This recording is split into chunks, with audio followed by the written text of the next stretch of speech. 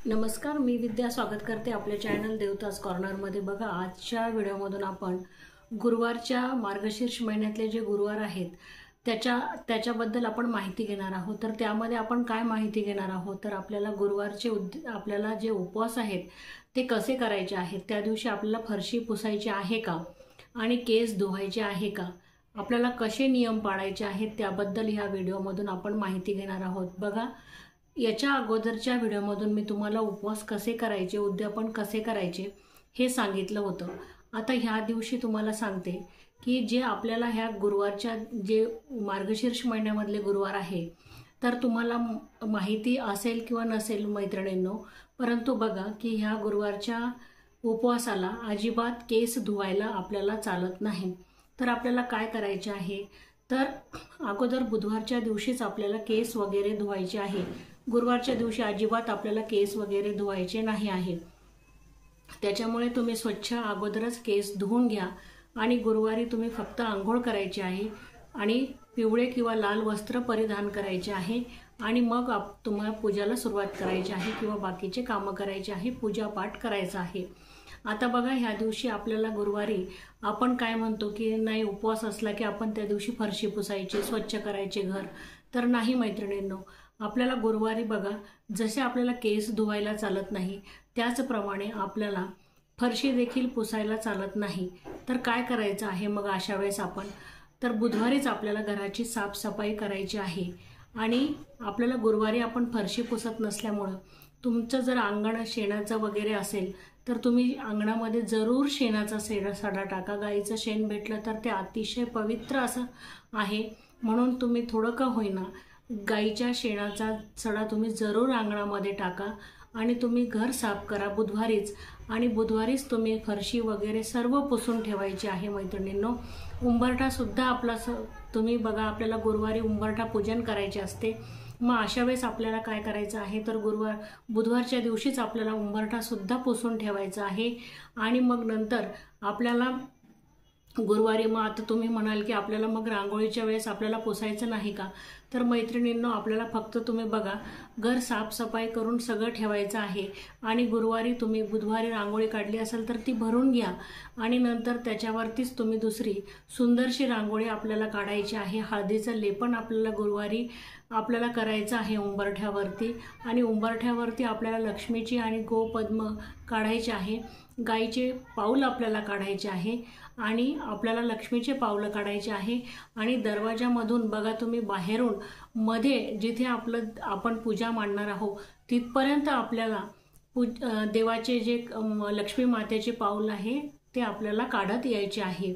आणि बघा, कारण की लक्ष्मी आपल्या घरात बाहेरून प्रवेश करत असते आणि आपल्याला लक्ष्मी मातेचे जे आपण गुरुवार करणार आहे ते आपल्याला लक्ष्मी मातेची प्राप्ती व्हावी, आपली आर्थिक परिस्थिती सुधारावी, म्हणूनच आपल्याला हे उपवास करायचे आहेत। आणि हे लक्ष्मी प्राप्तीसाठी आपण उपवास करतो, म्हणून आपल्याला लक्ष्मी प्राप्तीसाठी, लक्ष्मीला प्रसन्न करण्यासाठी आपल्याला त्या गोष्टी करायच्याच आहे आणि ज्या गोष्टी टाळायच्या आहे त्या टाळायच्याच आहे। त्याच्यामुळे आपल्याला केसही धुवायचे नाही आणि ह्या दिवशी आपल्याला फरशी पण अजिबात पुसायची नाही आहे। आणि आपल्याला काय करायचं आहे की आता लक्ष्मीचे पावलं आपल्याला जिथे आपण पूजा मांडणार आहोत तिथे आपल्याला पूजा मांडायची आहे, तर तिथपर्यंत आपल्याला पावलं काढत यायची आहे। आणि बघा, तुम्ही जर आपल्याकडे जर आपल्याला साधी रांगोळी काढण्याची हे आहे पद्धत आहे आपल्याकडे, तर आपल्याकडे ती रांगोळी काढायची आहे, त्याच्यावरती हळदी कुंकू आपल्याला टाकायचं आहे आणि जिथे जिथे आपण पावलं काढलेले आहे देवघरापर्यंत जिथे पूजा मांडणार आहे तेथेही आपल्याला ते हळदी कुंकू वाहत यायचं आहे। आणि नंतर आपल्याला ज्या ठिकाणी आपण पूजा करणार आहोत तेथे पण आपल्याला एक स्वस्तिक काढायचं आहे आणि त्यावरती चौरंग किंवा पाट ठेवायचा आहे। अगोदर आपल्याला स्वस्तिकवरती कुंकू आणि हळद टाकायचं आहे आणि नंतर पूजा आपल्याला त्यावरती मांडायची आहे। तर अशी आपल्याला पूजा करायची आहे। आणि बघा, गुरुवारच्या दिवसा केस धुणे हे वर्ज्य आहे, त्याच्यामुळे केस धुवायचे चालत नाही। आता आपल्याला आणखी उपवासामध्ये काय काय गोष्टी पाळायच्या आहेत, तर बघा, आपल्याला गुरुवारला मीठ अजिबात खायचं नाही आहे। तर बघा, गुरुवारचे जे उपवास आहे त्याला फलाहार, ज्यूस वगैरे घेऊन आपल्याला हे उपवास करायचे आहे। याला मीठ वगैरे खायचं नाही। बघा तुम्ही पोथीमध्ये पण वाचलेलं असेल आणि मान्यता पण आहे की आपल्याला सांगितलेलं आहे की गुरुवारच्या उपवासाला मीठ हे वर्ज्य आहे। तर मिठाचे पदार्थ तुम्ही खायचं नाही। जेव्हा आपण उपवास सोडतो तेव्हाच आपल्याला मिठाचा पदार्थ खायचा आहे।